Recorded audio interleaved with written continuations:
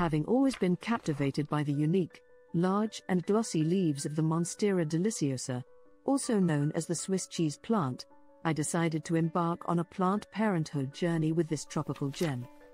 Over time, I've discovered that providing the right care can bring out the true beauty of this plant, transforming your home into a tropical oasis. If you're curious about how to care for Monstera, let me share my journey with you. Monstera, a tropical plant native to Central and South America, thrives in bright, indirect light with weekly watering and regular misting for humidity. It requires a large pot with good drainage, periodic feeding during the growing season, and occasional pruning for shape and health.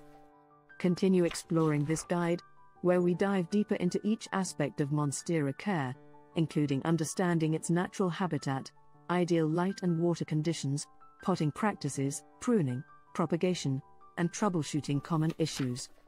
Mastering these steps will ensure your Monstera stays healthy and grows beautifully in your home. Before we begin our journey into Monstera care, it's important to appreciate the environment these fascinating plants originate from. As we delve into their native habitat, we will unravel the conditions that help them grow and thrive. The Monstera, known for its dramatic leaves, hails from the tropical rainforests of Central and South America. Let's travel to this exotic location and learn how to bring a touch of it to our homes. Monsteras are used to a tropical climate.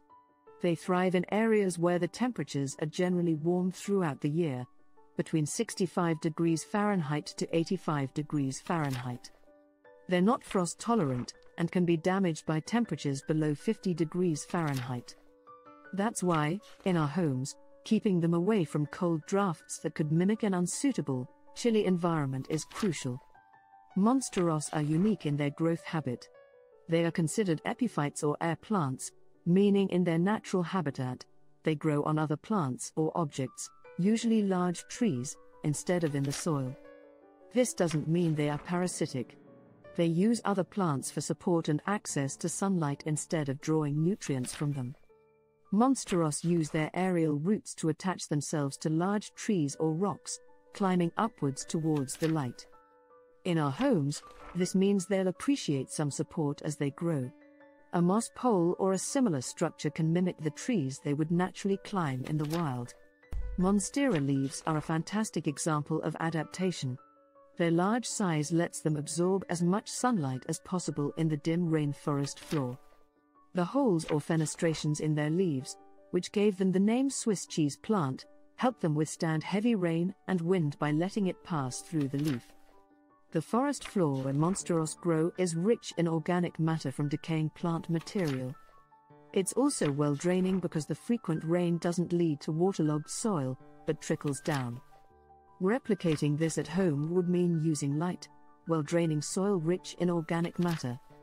Understanding a Monstera's natural habitat is like getting a blueprint for its care requirements. By mirroring these conditions, the warm, humid climate, the support for climbing, and the organic, well-draining soil, we're setting the stage for a thriving, healthy Monstera in our homes. Light is a fundamental aspect of plant care, and it's no different with the Monstera. One of the key elements I've discovered in my journey of nurturing a Monstera is that getting the light conditions right can make all the difference in the plant's growth and well-being. However, it's not about providing the most light, but rather the right kind of light. Let's delve deeper into this topic and understand how to light up the life of your Monstera. Light is vital for any plant, including the Monstera, as it drives the process of photosynthesis. This process is how plants make their food, transforming light energy into chemical energy. While Monsteras are adapted to the lower light conditions of the rainforest floor, they still need a good amount of light to perform photosynthesis efficiently and maintain their health. You've probably heard the term bright, indirect light tossed around a lot in the plant care world, which can be confusing. It means the plant should be exposed to plenty of light, but not directly. Direct sunlight, especially during the hottest part of the day, can be too intense and burn the leaves. For my Monstera, I found a spot near an east or north-facing window that gets plenty of light, but the sun's rays never hit the leaves directly. It's like reading a book in a well-lit room, but not by the direct beam of a lamp. It's crucial to keep an eye on your Monstera to make sure it's getting enough light. If the new leaves that sprout are smaller than the older ones, or if the plant becomes leggy, stretched out with long spaces between leaves, it could mean that your Monstera is not getting enough light, and is reaching out for more. Moving it to a brighter location can help in such cases. On the flip side, too much direct sunlight can be harmful. Signs of too much light exposure include yellow or brown spots on the leaves, which could indicate sunburn. If you notice this, it's time to move your Monstera to a location with less direct light. By understanding and providing the right light conditions, you can ensure that your Monstera will thrive, producing its uniquely perforated leaves that will add a touch of the tropics to your living space. A Monstera's water and humidity needs can feel like a balancing act. Coming from humid rainforests, these plants do appreciate some moisture, both in their soil and in the air around them. However, as with other aspects of plant care, too much of a good thing can become a problem. Through trial and error, I've learned how to navigate Monstera's watering and humidity requirements, and I'd like to share these insights with you. Water is vital for Monsteros, but when and how much to water can often be a point of confusion. I found that these plants prefer their soil to be kept evenly moist, but not waterlogged. Overwatering can lead to root rot, a common issue with houseplants.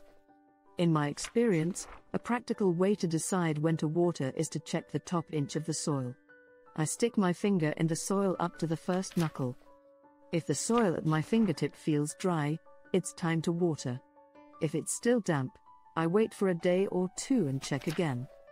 When I water my Monstera, I water thoroughly until I see some water drain from the bottom of the pot. This way, I know the water has reached the root zone. However, I ensure to discard any excess water from the saucer beneath the pot to prevent waterlogging. Humidity refers to the amount of water vapor in the air. Being native to rainforests, Monsteros love high humidity levels. The dry indoor air, especially during winter, can challenge these tropical plants. To mimic the rainforest's high humidity, I mist the leaves of my Monstera every couple of days. I found this particularly useful during the drier winter months. An alternative method could be to place the pot on a tray filled with pebbles and a little water. The evaporation increases the humidity around the plant. However, be sure the pot is sitting on the pebbles and not in the water to avoid root rot. Understanding and meeting your Monstera's watering and humidity needs will go a long way in promoting its lush and vibrant growth. Always remember, the key is balance, enough water to quench its thirst and sufficient humidity to make it feel at home without making its roots soggy or its leaves excessively wet. Just as we need a balanced diet to stay healthy, our houseplants, including the Monstera, also require proper nutrition to thrive. Though the potting soil provides some essential nutrients, these get depleted over time. Therefore, it's crucial to replenish them using plant fertilizers. In my journey of caring for my Monstera, I've learned the importance of feeding it the right nutrients at the right time. Here's what I've discovered. Feeding or fertilizing your Monstera might seem like an extra chore, but it's necessary for its health and vitality. In the wild, plants receive nutrients from the rich forest soil, decomposed leaves, and other organic matter. However, in our homes, this natural nutrient replenishment is absent. Therefore, we need to step in and provide these nutrients through fertilizers. Like animals, plants also have a growing season when they grow most actively.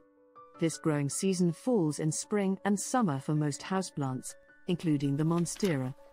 During this time, I feed my Monstera with a balanced liquid fertilizer once a month. I've found this frequency effective in supplying the required nutrients without overwhelming the plant.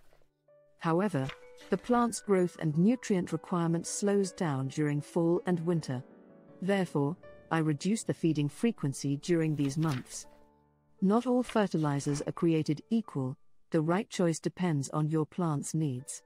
I've had success with a balanced liquid houseplant fertilizer for my Monstera. The term balanced here means that it contains equal proportions of the three major plant nutrients: nitrogen, N, phosphorus, P, and potassium, K. While the Monstera's feeding needs might not be complicated, they are crucial for the plant's healthy growth.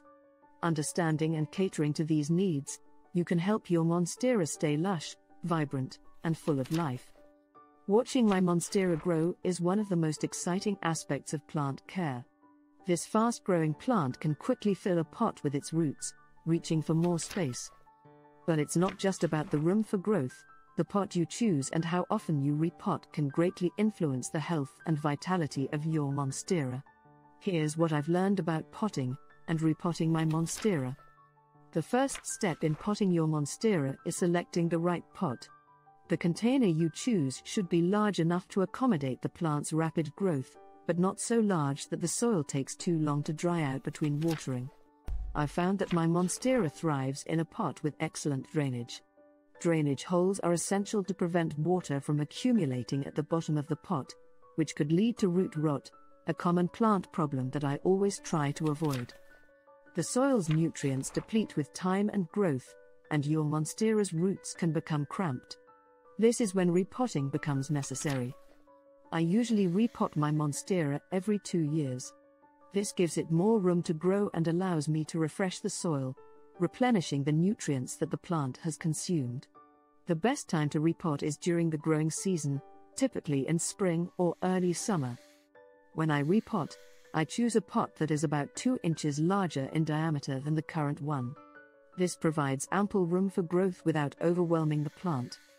Repotting can be messy, but it's a great opportunity to inspect the roots for any signs of disease or pests and remove any dead or rotting roots.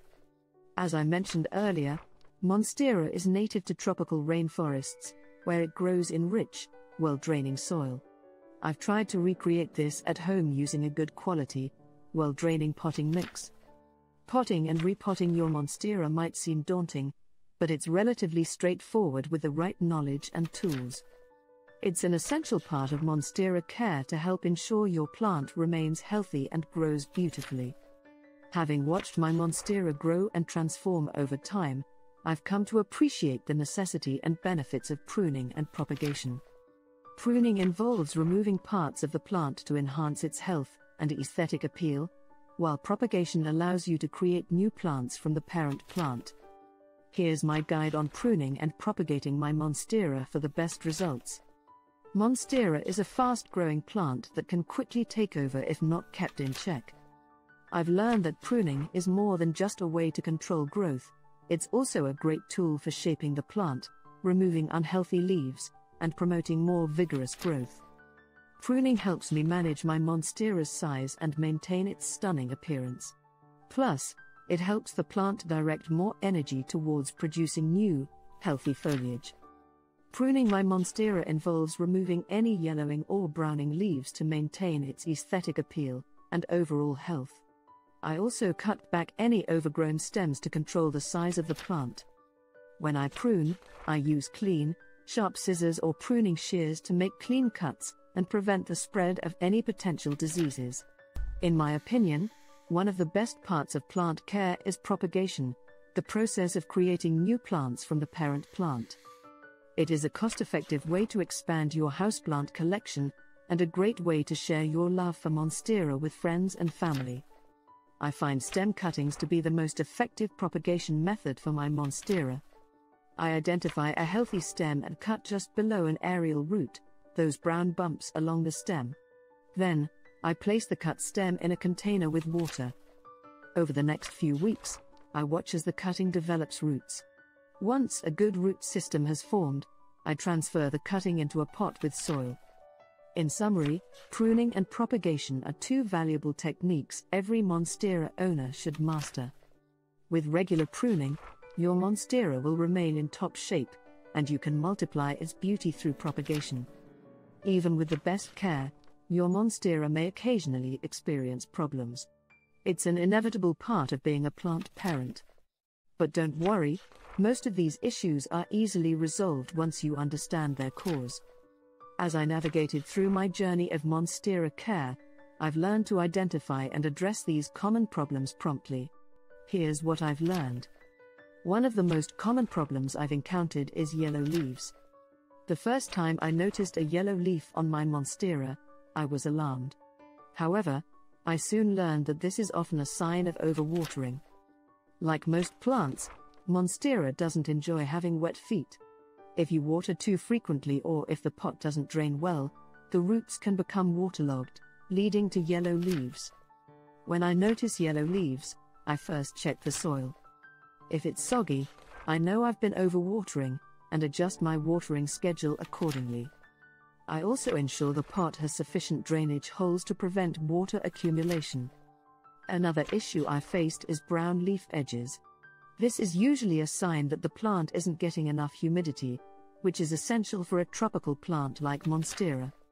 When the air in my home gets dry, especially during winter, I notice the leaf edges turning brown.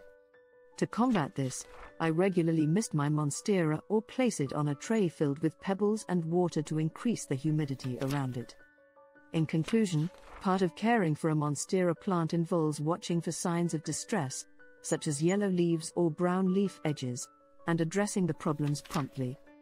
Remember, a little issue can be quickly resolved if caught early, ensuring that your Monstera remains the stunning centerpiece of your indoor garden. While caring for a Monstera requires some attention to detail, it's a truly rewarding process. These captivating plants bring a sense of the tropics into our homes, and with proper care, they can thrive and become a stunning centerpiece in your indoor garden. Remember, plant care is a journey, not a destination. As you continue to tend to your Monstera, you'll become more attuned to its needs, making the experience even more fulfilling.